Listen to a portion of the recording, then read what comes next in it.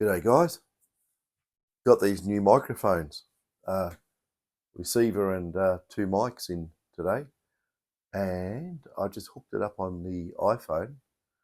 There's versions of this that run on Samsung's, or actually they've got a one of those standard 1/8 of an inch type connector with three, I think they're probably also made for video, but it won't be on this. Supplies power and audio.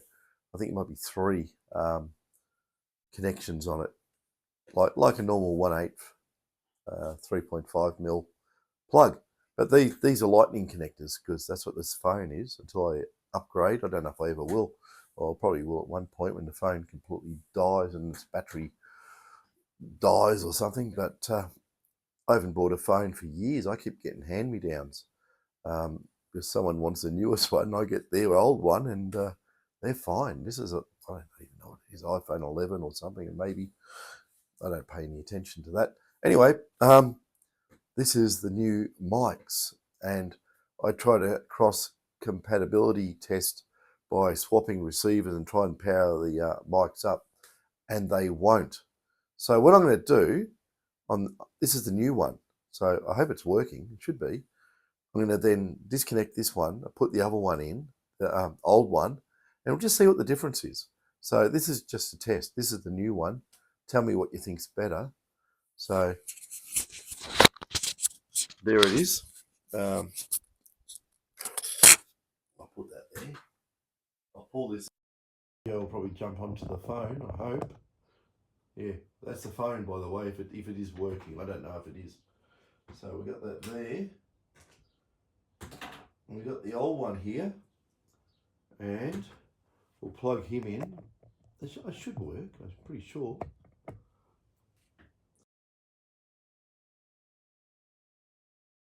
Green light. Well, I don't know, you can see the green light there. There it is. I'll put it back in the same spot. The other one has a nicer clip on it. It's a deeper clip, and it'll keep the microphone more where you stick it. This will just lean over and want to flop around. So this is the old microphone setup. So tell me what you think's better, the old one, which is this, or the new one, which is sitting over there, blinking away, trying to search for a receiver to talk to. There isn't one, but I think I just push that, and there you go, turned off. But what I like about it, I don't know if you can even see that.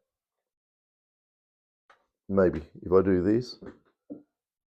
Okay, it's 89% charged. This is what the new ones come in.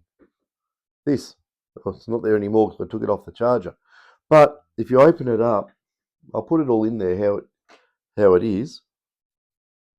So it goes that in there, that in there. This whole box, 89% charge.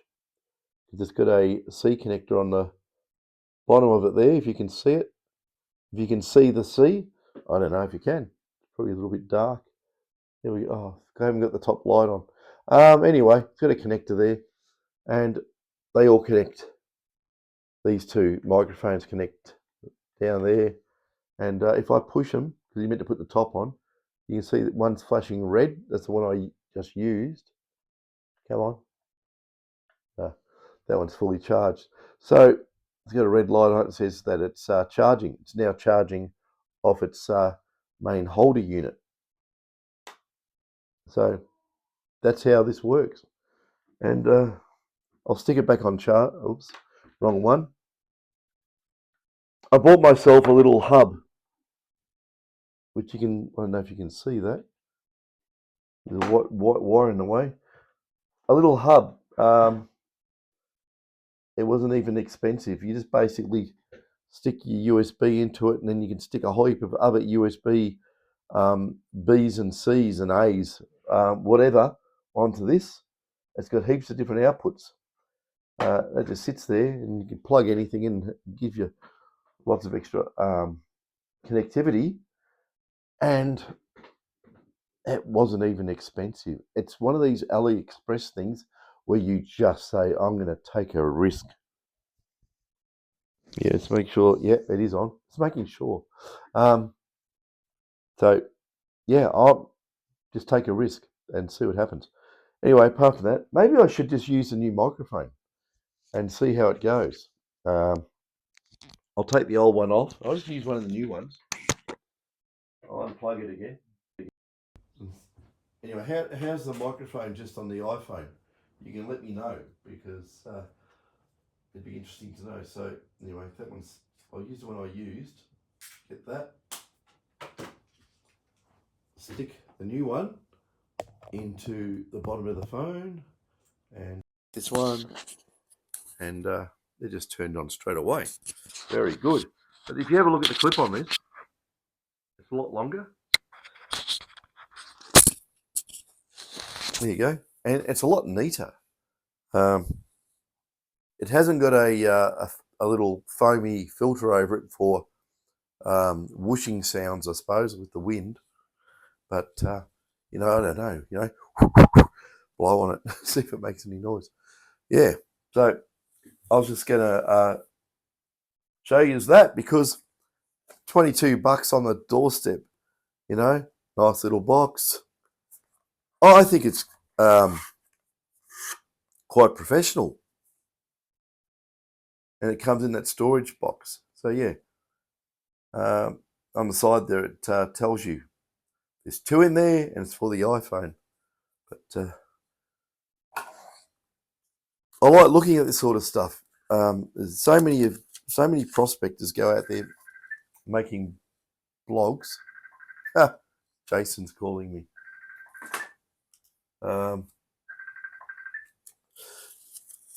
Jason's over in China at the moment.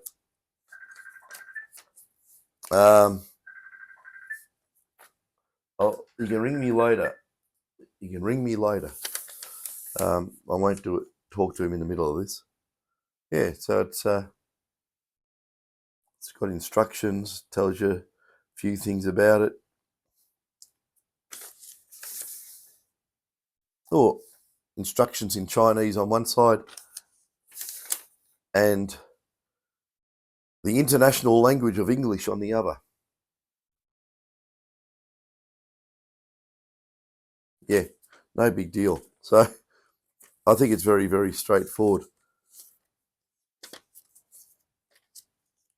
Wireless microphone user manual. So yeah, that's that. So let me know what you think between this one and the other one. Anyway, detector developments. What can I say? The other video I did, this is really, this is, I don't know what to think about this. But I'm going to say it because it's factual. In one of my videos, I was saying that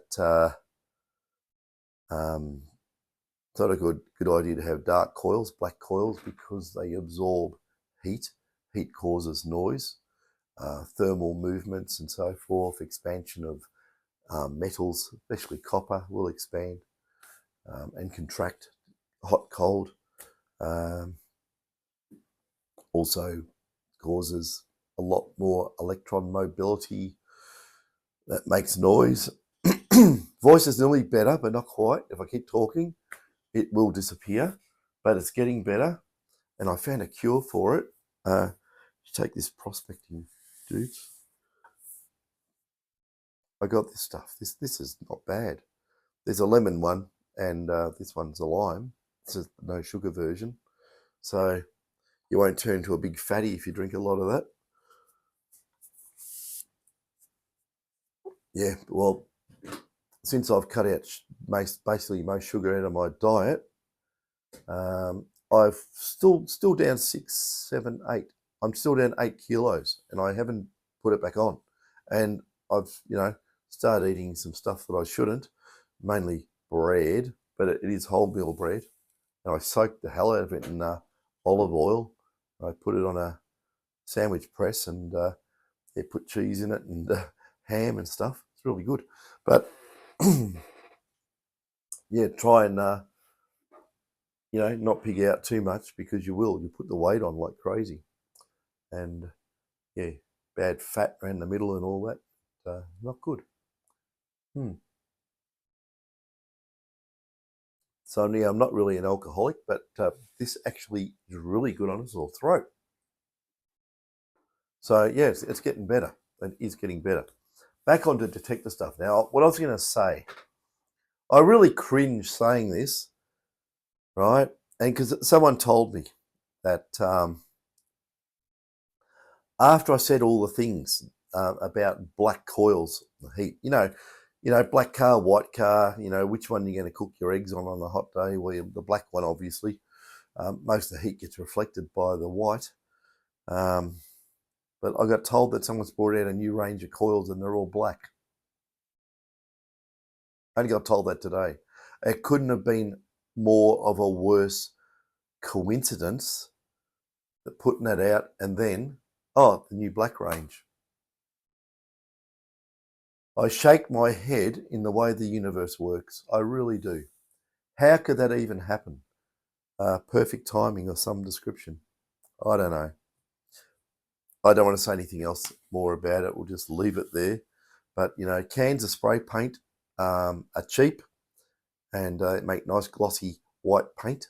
Actually, you don't want gloss white because it reflects too much. You want a matte white. And, the cheapest paint, what we have here is, it's not expensive. $3 or $4 a can. It's horrible stuff. It's like an acrylic-based spray paint, and it sticks to ABS like the brown stuff to a blanket. So that's quite good. Just put it on top of the coil. Don't need to do underneath, because there's no like intense light from a radiating surface like hot ground. It's not going to really change anything. Mate, if black, yeah, maybe it's going to absorb something, but the white paint, once again, is black anyway because there's no light down there where it's on the ground. It's not going to make much difference. So, yeah, that's one thing. Next thing, getting a lot of detectors in where people are wanting them modified to go really deep, right? This is a new flavor. I think a lot of people are getting sick and tired of picking up fly specs, and the requests are now deep, and deeper. I've got one on the bench there at the moment, and I've got some more sitting up there on the shelf. They got people's names on it, but they're up there. There we go. I don't think you can work anything out off those labels. There's stuff on the floor again. I thought might have been got off the hook a little bit doing detectors, because now I'm doing some really good coil stuff, as you probably know, about the little handshake boards in the coils, and I've looked into it a lot deeper than I probably should. And even though these things are meant to be, you can't break it sort of thing, people think, and someone who does engineering will think, you have to break the dongle, right? The dongle code. What have I said? No, you don't. Maybe you do it at a microprocessor. Anyway, I've got a trick up my sleeve, right? I'm not, at this point, I don't want to make mention of it because things will change all over the place. But yeah, I've come up with my own system if you want to put a dongle in, and you'll never get around it in a million years, but it's quite funny. It is. It really is. I don't, like I say, I sort of feel excited, so it's good to share it, but I can't share too much. It's like having a really nice chocolate cake, and you don't really want to share it. You want to eat it all, though. I wouldn't do that. Probably die of a heart attack or something. But yeah, there's a lot of things happening on the coil front. A lot of things, especially in overall design, I've come up with some ripper designs. Oh dear me, absolute brilliant. They will hit the market. Put it that way, they're going to hit the market. And the first lot of coils, well, basically you can do them for 6s and you can do them for 7s, but you can also do coils for the older detectors. And the older detectors, obviously, that you can do a lot to them to get their performance increased. As far as, look, I've been out in the bush, I've been doing my side-by-sides. I can't tell the difference between a jacked up 4500 or something of that nature and a 6000, and that is just my opinion from my own testing. I can't tell the damn difference. So it is what it is. We're talking basic physics here. Energize a target gives up its oomph, gets picked up by the coil, goes in the detector, get rid of the ground signal. We've got the target signal, make the most out of that and try and stick it in your ear holes. That's basically it. So, yeah, there's a lot of stuff there. When I was doing experiments with the 6000 coils and 7000 coils, how do I even say this? There's some applications in those designs that can be applied to the older GPX detectors. I don't know if you can even guess what I'm talking about. Some of you may. Maybe Jeff, you probably know exactly what I'm on about. So if you do, you can always leave a comment and see if you're on the ball. But there is something that we can do, changing the coil design for the older detectors to get better performance. And I've probably got about 5 different ways of doing it, but one's really good, and it should be really, really good. It should be. I have to knock some coils up. I have arranged to get some coil shells done, guys. So I'll have coil shells. I'll be letting them out, like, 1 or 2 here and there, right? But I want to keep them for myself. And yes, I've actually arranged to get some proper coil shells done professionally. And I mean, I got them done years ago, but they wanted to keep charging me a fortune. And I thought about going to China. I've had Chinese, ping the hell out of me because they watch these videos and they just basically know, because we've dealt with some of the companies over there. And do you want coils? Do you want coil shells? We'll get them made for you. We will wind them for you. I said, no, you won't. No way known. But some of the Chinese companies, some of the Chinese personalities are really, really good to deal with. And some, yeah, I'm not going to say anything bad, but it's just opportunity. And, it's done there. It'll sort of just go everywhere. I just flicked the microphone, so that was that click. So that's another funny one. Been mucking around with materials for making coils, different materials, and looking at the pros and cons of that. Also,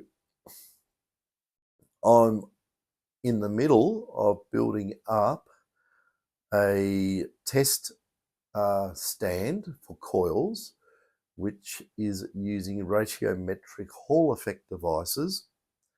And these Hall effect devices give basically a linear voltage output. But the way you can do it, I've got to do it microprocessor based. And by doing it that way and keeping tabs of everything, even your supply voltage has to be very accurate. Temperature-wise has to be compensated. There's a lot of things you have to take into account. But we can actually map the complete electromagnetic field from any coil, right? And put on a graph. You can have it on your computer screen, and we can modify it to get a change in pattern. We can also try different techniques to see if we can get more flux density, out here, rather than, being a bit dumbed down there. We can push the limits. So this will give us a good yardstick to do a lot of coil testing. We can use when you do things like this, basically I'll just replicate what the detectors output, frequency wise, pulse duration, all this sort of stuff, and we can measure every aspect of it. We can measure decay rates, we can measure, basically any part of it. We can try different winding techniques, thicker, thinner, more airspace, less airspace, different surrounding materials, different shielding materials, different conductivity, every known variable you can do, and be able to measure it and see what works the best. Thus, when you knock something like this up, it has to be field tested, obviously. And I'll tell you what, a lot of guys still don't sort of believe that, things done in the lab work out in the field the same, more or less. They've got to be proven out in the field. But, we don't develop metal detectors sitting out in the paddock. It doesn't happen. Coils aren't wound and put together out in the paddock. It doesn't happen. They're all done in industrial situations, a workshop of some sort, optimized as much as possible in the workshop, and then they go out and get field tested, and then notes are taken, and if there's any discrepancies from the field testing, then that'll be analyzed, and then it'll be looked at, and then there'll be the aha moment, we need to do this, and that's exactly what happens a lot of cases. So there's a lot of things on the go. There's a lot of things, and I'm actually, I don't want to give the heads up on this. Gee, please slap me. It's just stuff that's exciting. It's exciting to me because it's opening up new frontiers, and opening up new frontiers is going to be beneficial for everybody. But yeah, looking at a lot of different design stuff, there's a lot. I tell you what, there's a lot of innovation to do with the 7000. I'll tell you that right now. On a numerous fronts, especially coil design. Just put it this way. I've had a few stray commercial designs come my way for the 7, and yeah, I don't want to say too much. I really don't. But I suppose when we generate some coils, we'll do some show and tells. Now, what I did do, I'm going to see, I know what I want to tell you guys, but there's people that are going to want to rip my eyes out for saying this. Okay, here goes.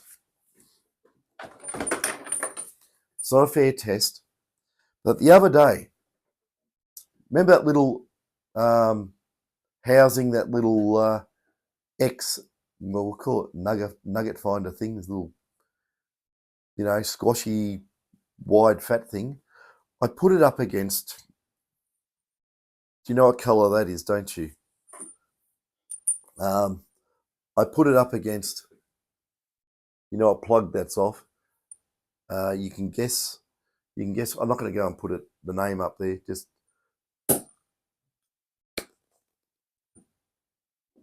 right. I'm not going to say the name because I don't like saying things that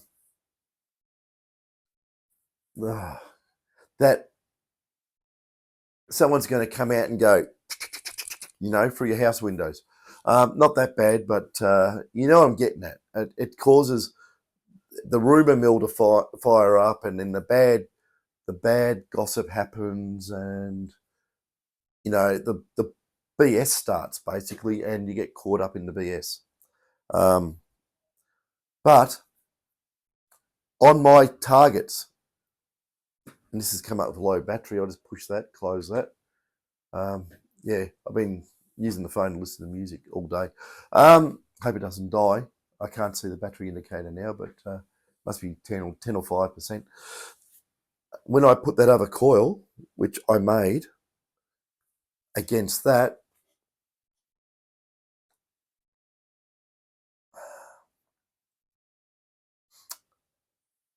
oh dear, I want to be nice. I want to be nice. It's not a fair test. Bear with me. I'll go and get the other coil. I'll just show you the size discrepancies and that, and you can just get a wiggle feel for it, okay?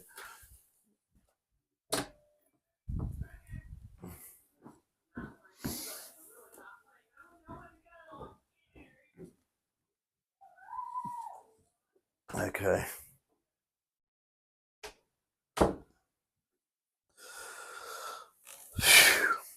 Okay. This is the one I made, okay? That's the one I made. Like I said, I'd stuck it together with masking tape because, I want to pop it apart.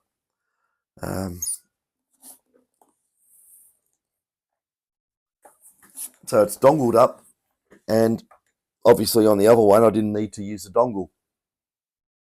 It goes straight in. But I will undo this if I can. My God. I've been out playing, and I've probably put it down, got some grit in the thread, but anyway, no, she's off. Good. So I'll just take this off. This yellow wire business here, right? What I would do, first of all, I wouldn't normally use yellow wire.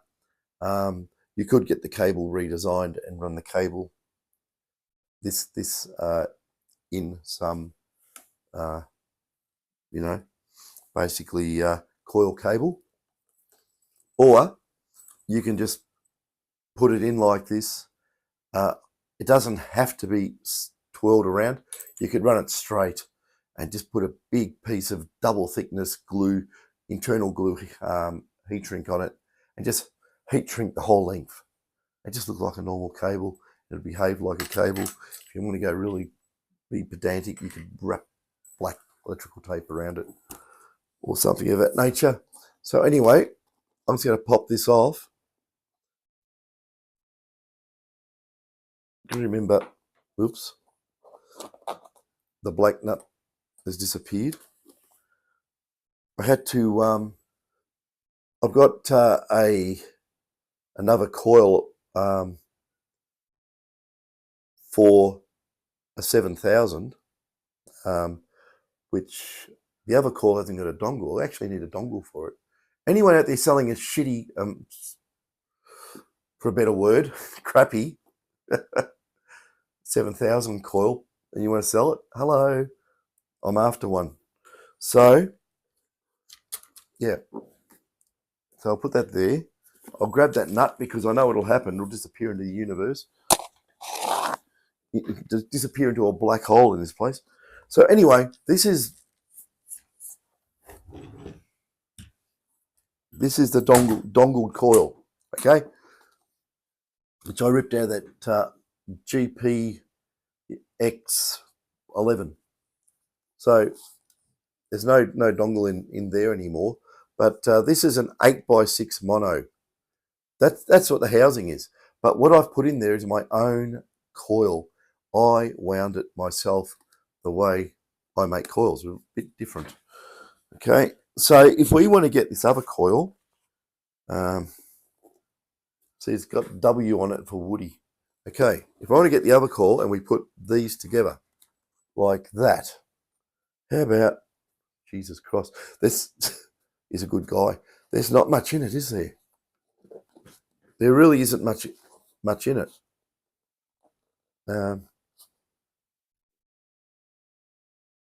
A little bit. It's hard to see, isn't it, really? But, It's probably a couple of inches longer, maybe. What is this thing? A 10 by 5, and that's an 8 by 6, 10. Yeah, okay. There's not much in it. It's sort of, this is a bit skinnier, this is a bit fatter, this is a bit longer, this is a bit shorter. So, yeah. Anyway, I haven't said the brand of the other one. You haven't seen it, so this is an absolute killer of a coil. This is, I don't know why, right? I don't know why, but you probably saw it out in the field. It is totally not noisy. It's totally not noisy, and it's as sensitive as all fired. You know what? It is really good.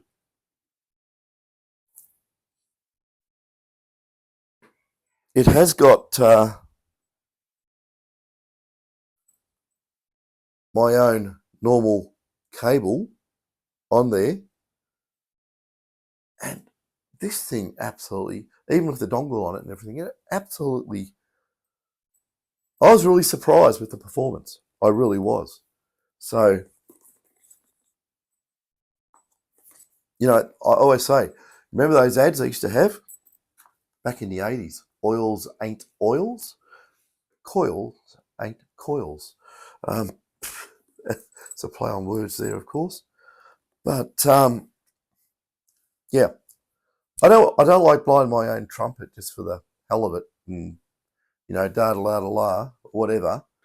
But I'm gobsmacked. I really am. So, and this I used this mainly on a wet day.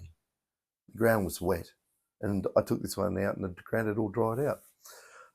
Does dry ground make more noise? Not in my history of detecting since 1980, but yeah, have a bit more lime juice, guys.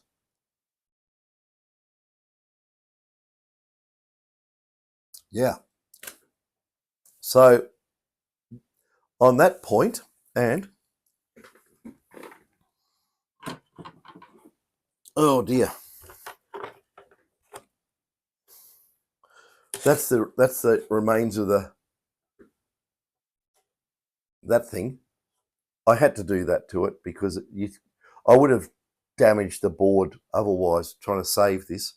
And like I say, it's I'm on your calculations. Hang on a sec. It's $7 worth of finished plastic. Like I said, been doing the rounds. New designs, coil shells. And you know what that was? That was the X-coil that basically got excommunicated.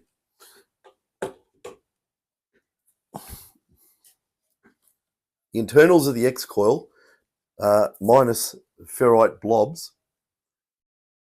Very, very interesting design.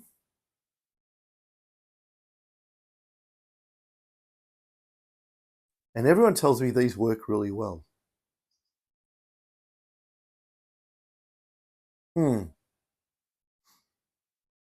Interesting design. Interesting. I'm not saying anything bad about it, but people tell me these work really well. Maybe they put it up against a bigger coil and they're saying, oh, it's really sensitive. You know how these things work, guys, don't you? The way these work, why they are so sensitive. You know, you go, oh, well, you know, it's receive winding is here and receive winding is here, and that's a big fat transmit winding there. But in the middle here, people go, oh, but they're so sensitive to small gold. Well, it's not in the middle. You're getting it between. You know how a double D works. If I got rid of that there, right, more or less, and that was a whole coil, you could actually, if that was wound around here, that would be a double D. That would just be like a double D there to there. So double Ds ping like hell on small gold in this area here. It's really, really reactive, right? Because you're got the transmit winding really close to the receive winding, and you're putting something in there that's generating an eddy current, getting absolutely slammed by the heavy drive off this coil here into the receive coil. There's no distance. It's going to go whop, whop, whop, really loud. So this is, whop, whop, whop, whop sort of thing on close-in targets. Whereas it's relying on the big coil transmitting out here with some decent field and these two coils picking up together and getting more of a signal overall. But you tell me what you think of that design. It's definitely, they've definitely done their homework on it, for sure. But I'm not going to say too much. Can you guys see a limitation in that design? I'll ask, can you see it, a limitation? Okay. I can. I don't know if you can. there is design limitations based on configuration and coil size and geometry. There is some things that can be improved, and now they're all going to sit down in the workshop and try and improve it. Maybe they can, maybe they can't. I could go and give this complete thing a breakdown and tell you everything about it, but that's just letting the cat out of the bag, isn't it? It's like going to the doctors and say, oh, I feel sick, what's wrong with me? And doing a diagnosis and then saying, oh, this is what's wrong with you. Well, no, I'm not doing it, But they're a good coil. They are a good coil. People tell me they're a good coil. Yeah. It must be so. These are a good coil. Why does that work so much better? I don't know. There's tricks to it. I have a lot of tricks up my sleeve. I've been doing this stuff for years. And, I used to do this. No joke. I used to do this stuff with Jimmy Stewart back in bloody donkey's ages ago. He was the biggest coil innovator of all time.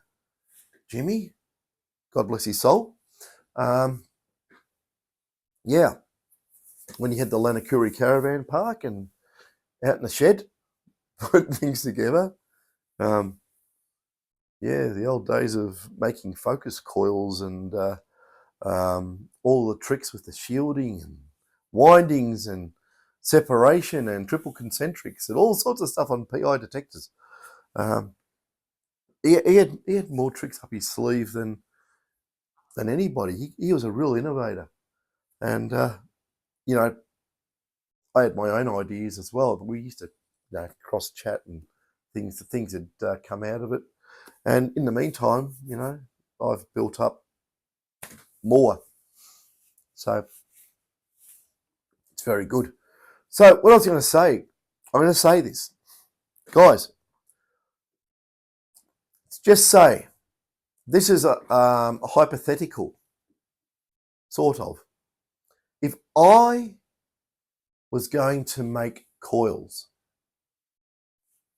either 7,000 or 6,000, or even the older detectors, which I can massively improve the way they work. No, I mean really massively improve the way they work. It's uncanny. But what size coils do you want? Because I can get the coil shells made. That's going to pay for some of the engineering costs for the molds, but I can get them made. And the other thing, if I did get some made, and I got like tops, bottom, and skid plate as a set, would you buy them? Like I could make them, and I could also sell blanks, and I could sell windings, I could sell anything, cable, plugs, You know, put the hacksaw through the old 6000 GPX11 coil and make a dongle out of it. It's time consuming. It's better if you did it yourself. Maybe I should actually do that and put lines on it where you cut or something like that. Just put a bloody buzzsaw through it. There's a lot of it. The other stuff in there you just don't really want. You can be pedantic and get the winding out if you really want to. There's things you can do to get it out, but you don't really want to use heat and chemicals and stuff and breathe it in and cause yourself an injury. But yeah, let me know your thoughts. Tell me what you lean towards, what you want. Also, are you interested in? Sorry, I can't mention this. It's too much heads up to potential. If I start making coils, right, it'll get big really quick, and then I'll have the competition fuming, because if I make coils and outperforms their coils, you know what's going to happen, don't you? I will be public enemy number one. But I can really make really good coils. Do you want to see some of the coils I've made over the years? Well, oh dear me. Hang on. Well, I don't know what I can show you in here in my drawer of coils. You don't want to see that.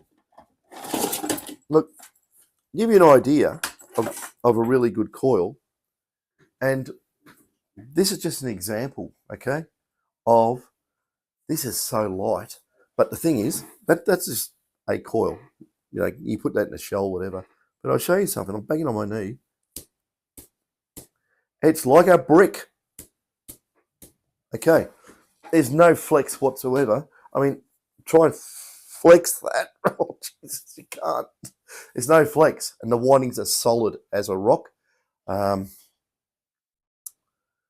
a beautiful coil. It should go into a house, That's made for GPXs, GPs, SDs. And yeah, beautiful coil. And I might show you some of the ones. Some of the big ones I've got in the top cupboard up there because they won't fit in this drawer. But I've got old housing. Oh, yeah, What's this one? I'm wrestling them out. Oh, dear.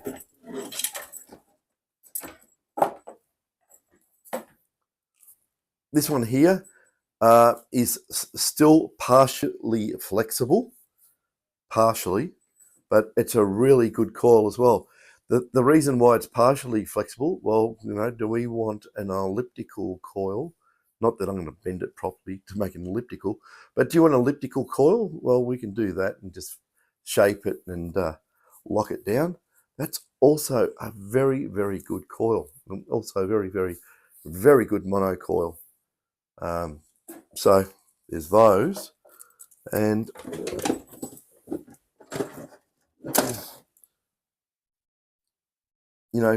very early on, this one's been kicking around for ages.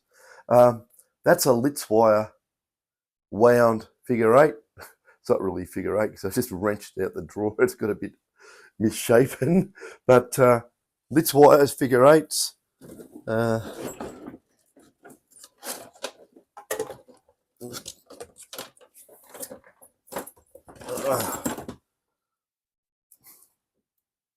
This is some cable I got made, which is, oh dear me, we run this with the mono cable and we use this as a receive cable for a concentric design. And see, I'm letting all cats out of the bag. If you ever have a look at a double D cable, and well, actually get a double D cable, chop the ends off and measure the capacitance between the braid and the inner conductors. Blob it all together. Dave is trying to get me now. Okay. I'll leave it there anyway. And anyway, tell me how you think of what do you think of the microphones and that. I better see what David wants. Catches.